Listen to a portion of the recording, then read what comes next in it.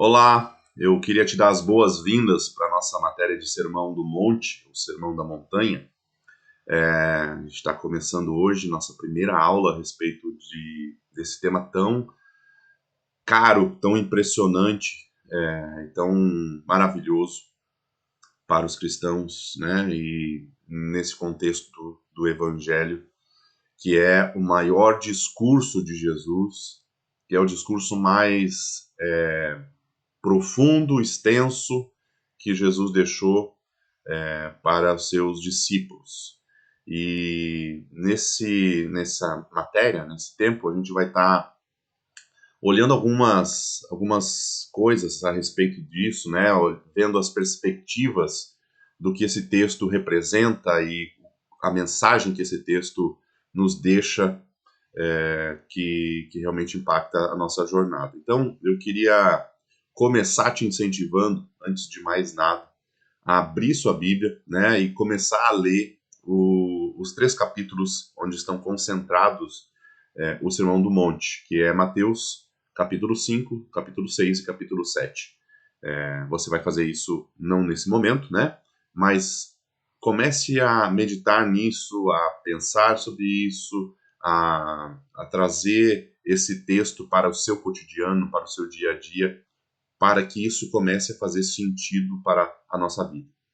Falar sobre o Sermão do Monte é um lugar difícil, porque ele não tem como você ler o texto e aquilo não te impactar. Não tem como você ler o texto e manter só no campo da informação, porque o texto ele é tão direto, tão objetivo, né, que ele fala exatamente o que é contra a nossa natureza, principalmente a nossa natureza pecaminosa, né? Então não tem como você ficar alheio àquilo que o texto tá falando. Mas eu queria te incentivar de qualquer maneira a fazer isso. Eu vou ler apenas o primeiro verso do Sermão da Montanha, porque por aqui a gente já tem uma noção de aonde isso vai parar, ou pelo menos uma indicação de que há uma profundidade absoluta nesse texto. E o primeiro verso vai dar a introdução de todo o texto. Ele diz: Vendo as multidões, Jesus subiu ao monte e se assentou. Seus discípulos aproximaram-se dele e ele começou a ensiná-los, dizendo, e aí ele começa então a sua narrativa e o seu discurso a respeito, começando pelas bem-aventuranças, que provavelmente você já tem alguma familiaridade. Nessa aula, né, nessas próximas aulas a respeito do Sermão do Monte, nós vamos ver algumas coisas e o nosso objetivo é compreender exatamente o contexto histórico, teológico, literário, entender como isso, qual o objetivo de Jesus ao fazer esse discurso extenso dessa maneira, né? E a gente vai compreender que esse discurso de Jesus, ele é um manifesto, ele é como se fosse não como se fosse, mas as palavras, é aquilo que Jesus está tentando deixar como mensagem para os seus discípulos, para os seus próximos seguidores, como um objetivo de vida. Então ele está dizendo, olha, isso é o suprassumo, isso é a essência de quem eu sou, do que eu espero, né? É um manifesto de Jesus. Nós costumamos dizer que o Sermão do Monte, ele é a constituição, né? Existe o reino de Deus. O reino de Deus é constituído por pessoas e por Deus como rei. E existe uma Constituição, assim como existe a Constituição brasileira, existe a Constituição do Reino de Deus. E esses três capítulos que formam o Sermão do Monte são a Constituição do Reino de Deus. Então são as leis básicas que regem esse reino. Nós costumamos pensar, né, antes de nos aprofundarmos na teologia e na palavra, a gente começa, e tem alguns segmentos que creem nisso, que Jesus veio abolir a lei, Jesus veio extinguir a lei.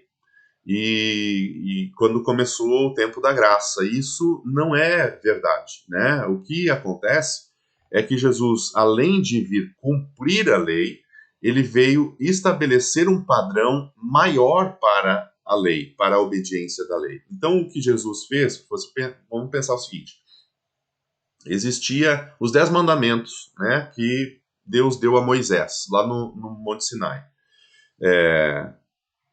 E aí, a gente pensa assim, não, isso foi abolido, isso caiu em desuso, e agora é a graça, enfim. Mas é bem pelo contrário. O que o Sermão do Monte vem nos mostrar é que Jesus pegou os 10 mandamentos e esmiuçou eles. E colocou eles de forma prática. E Jesus, ele nomeou os pecados. Jesus, ele trouxe uma transparência para aquilo que nós, humanos, seres humanos, lidávamos como algo subjetivo. Então, a gente tem um exemplo claro do adultério, né, que não adulterarás nos 10 mandamentos, mas que Jesus vem dizer, olha, você não está pensando só em deitar com alguém, você não imagine que só deitar com alguém é adultério, porque se você olhar com segundas intenções, olhar de forma com cobiça, você já adulterou. Então, o que Jesus veio fazer foi trazer um padrão ainda maior para a lei, mas evidentemente que com sua obra consumada, a graça veio dar condições ao ser humano de vencer esse pecado e de vencer a tentação. Então, nós não podemos achar assim, não, Jesus eliminou a lei. Não, a lei aumentou de nível, subiu de nível. Acontece que a graça agora está nos dando uma condição superior para vencer essas circunstâncias, né? Então, nós vamos explorar algumas visões, né? A visão escatológica desse texto, uma visão da história, de como o homem se comportava, e por isso a resposta de Jesus com o sermão. Nós vamos ver um pouco da crítica que Jesus faz ao poder da época, né? Ao poder imperial de Roma, enfim. Vamos ver também essa questão da resiliência em relação a se manter firme na visão e no propósito do Reino de Deus. Tudo isso está dentro do Sermão do Monte.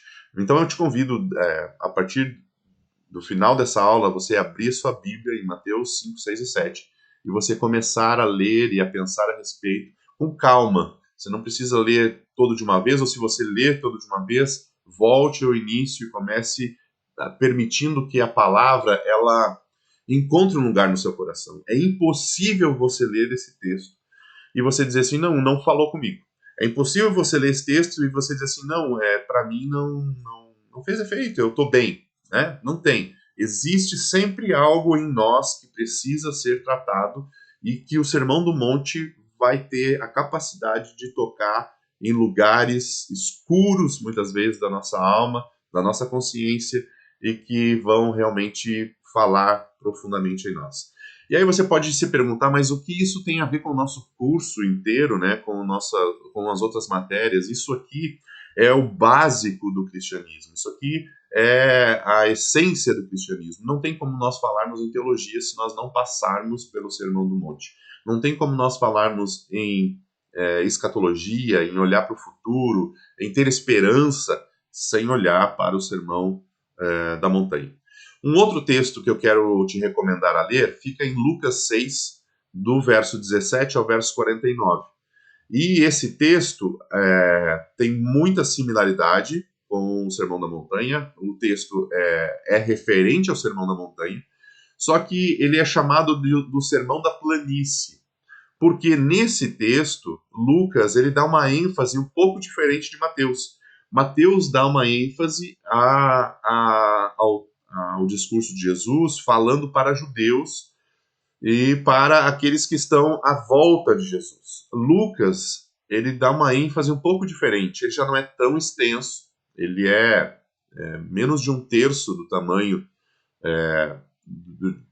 de Mateus, né? Mateus tem 107 versículos, falando no Sermão da Montanha, e Lucas tem 30, então é bem menor. Só que Lucas, ele dá uma ênfase aos gentios. Então, imagina comigo, esse nome é um nome sugestivo, e a gente pode imaginar por quê. Jesus deveria estar cercado de judeus, né, de seguidores e de pessoas que gostavam do ministério de Jesus. Jesus já tinha começado seu ministério, já tinha escolhido, recém tinha escolhido os seus discípulos, mas ele já tinha feito alguns milagres, ele já tinha feito alguns sinais. Então havia uma multidão que já cercava Jesus, que já andava próximo de Jesus, mas também tinha um grupo de pessoas gentis que olhavam Jesus, que estavam interessadas, curiosas em Jesus, mas que não se aproximavam tanto, até por essa diferença étnica, né? Então Lucas, ele vai falar para essas pessoas, então ele dá uma ênfase um pouco diferente naquilo que Jesus está falando, porque a gente tem que lembrar o seguinte, Jesus está falando para os judeus e os judeus estão reconhecendo o que Jesus está falando. Os judeus estão entendendo que Jesus está falando e está se referindo, mesmo que indiretamente, Jesus está se referindo aos 10 mandamentos. Eles entendem que Jesus está falando da lei. Aquilo é comum para eles, aquilo é familiar para eles. Os judeus não. Os judeus já não têm essa familiaridade com a lei. Então Lucas, ele adapta o discurso, ele não muda, ele não atualiza o discurso de Jesus, mas ele adapta o vocabulário para explicar para os gentios aquilo que estava acontecendo e aquilo que foram as palavras de Jesus, aquilo que foi o discurso de Jesus. Então, você vai ver uma pequena diferença nesse vocabulário por conta disso. Lucas está falando para pessoas que não têm familiaridade com a lei, ou presume-se que não tinham familiaridade com a lei, tá? Mas esses dois textos são bem interessantes para se falar para se ter esse primeiro contato com o que Jesus está falando, né? Então a gente vai falar um pouquinho sobre esse discurso, essa manifestação, essa constituição que Jesus está deixando para o seu povo, para os seus discípulos, e a gente vai então entender aonde que isso se encaixa no discurso bíblico, né? Qual é o papel desse discurso, aonde que ele está encaixado, aonde que ele como ele entra nessa estrutura bíblica e como ele se manifesta. A gente pode ter, por exemplo, vamos dividir algumas funções, né? Pegando a Bíblia inteira. Nós temos o Antigo Testamento, depois nós temos os Evangelhos, nós temos o Sermão do Monte dentro dos Evangelhos, depois nós temos as Epístolas e temos Apocalipse.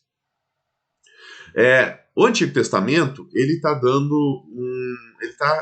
está nos dando a fundação dessa nação, né? Vamos pensar como um reino de Deus e aonde que a Bíblia se encaixa no reino de Deus. Então, o Antigo Testamento, ele está dando essa ideia da fundação do reino, né? De como o reino foi estabelecido, da história desse reino. Então, quando você pensa, por exemplo, na sua família, você sabe de onde veio, ou se você não sabe, você tem interesse em descobrir, né? Porque é a sua história e você quer saber como essa história se desenrolou até você. Então, o Antigo Testamento faz esse papel, nos conta como nós chegamos até aqui. Os evangelhos, eles estão contando a narrativa da chegada do rei. Os evangelhos estão anunciando que o rei chegou dessa nação. E conta a história de como esse rei chegou, né? Dentro disso, nós temos o contexto, então, do Sermão da Montanha. E esse sermão é Jesus como rei, estabelecendo as condições legislativas desse reino. Então ele está estabelecendo as leis desse reino, dizendo, olha, esse reino funciona dessa maneira, essas são as regras desse reino e todos os que fizerem parte desse reino precisam andar dentro dessas linhas. E aí nós vamos para as epístolas. As epístolas, elas são os comentários e as aplicações dessa Constituição, dessas leis. Então, Paulo, ele começa a ensinar, né, Pedro, Paulo, eles começam a ensinar como aplicar essa lei no dia a dia. Então, ali são condições práticas do cotidiano, do dia a dia, de como se aplicam as leis desse reino que foram dadas pelo rei que formou essa Constituição. E, por fim, nós temos o Apocalipse, que é a consumação desse reino terreno, né? Então, nós sabemos de onde nós viemos, nós sabemos quem governa, de que maneira governa, o que espera dos seus cidadãos, a maneira prática de se viver nesse reino, e por fim, nós sabemos como isso acaba. Então, nós temos aí um desfecho e um raciocínio completo da história humana e de como a história humana se relaciona com esse reino eterno, né? Então, quando a gente encaixa essas coisas, fica mais fácil de entender o papel e a importância do Sermão do Monte na nossa história e na história do cristianismo e dos cristãos, né?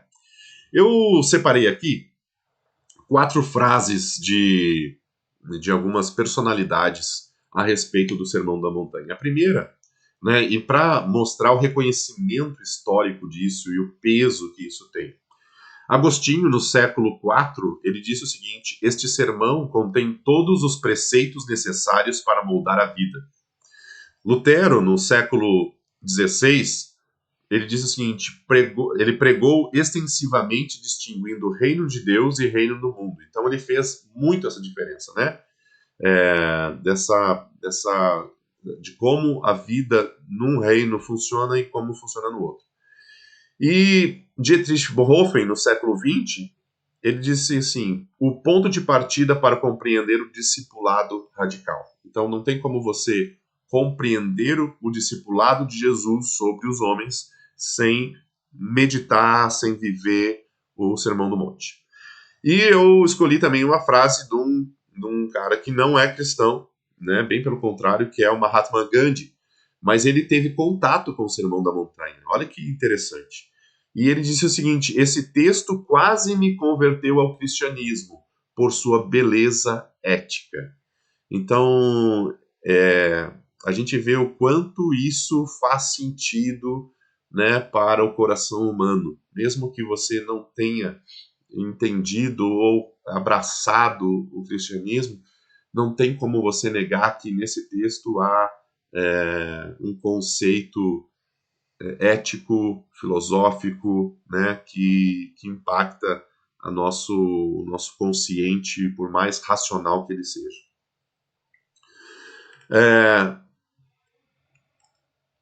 E aí, por que estudar, né, esse texto? Porque, primeiro, porque ele vai diagnosticar a nossa vida. Quando a gente lê esse texto, a gente começa a ter um raio-x de como nós estamos.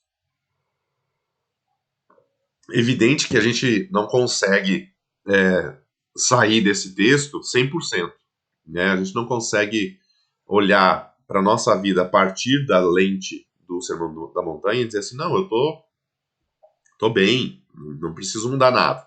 Mas a gente tem um raio-x, a gente tem um diagnóstico, a gente sabe os pontos que a gente precisa melhorar, a gente sabe os pontos cegos que a gente está, né? Às vezes a gente nem se percebeu que a gente anda fazendo coisas que estão fora da ética do reino, mas ao ler a gente começa então a perceber isso, começa a trazer clareza. E é o momento onde a gente começa então a fazer uma autoavaliação espiritual, e isso nos protege da ilusão de que está tudo bem. Isso Jeremias fala, né? Jeremias 17, sobre um coração enganoso.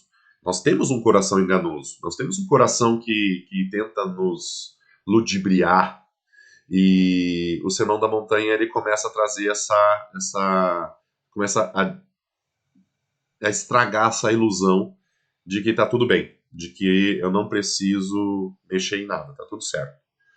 Então, isso é uma proteção para o nosso coração. E que a gente não pode também, né, dentro desse ponto do diagnóstico, nós não podemos nos enganar, né? Existe um padrão, esse padrão precisa ser seguido, e não tem como eu me enganar. Eu posso tentar enganar os outros, mas a mim mesmo, a partir do Sermão do Monte, eu não tenho como me enganar.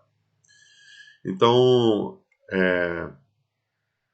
esse é a primeira maravilha, né? A primeira função de estudar, meditar o Sermão do Monte, e eu quero até te incentivar a volta e meia, voltar a isso, sabe? Você ler outros textos e voltar para o Sermão do Monte, porque o Sermão do Monte vai fazer sempre isso.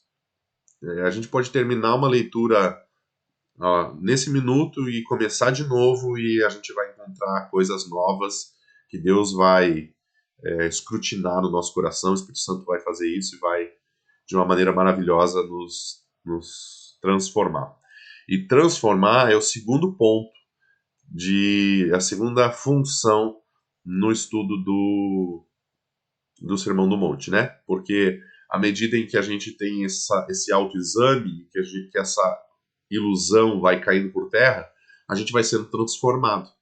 A gente vai encontrando esse lugar de transformação, porque, como eu disse, é a lei com a graça, é a lei com o apoio do Espírito Santo nos transformando e nos levando a um lugar de transformação.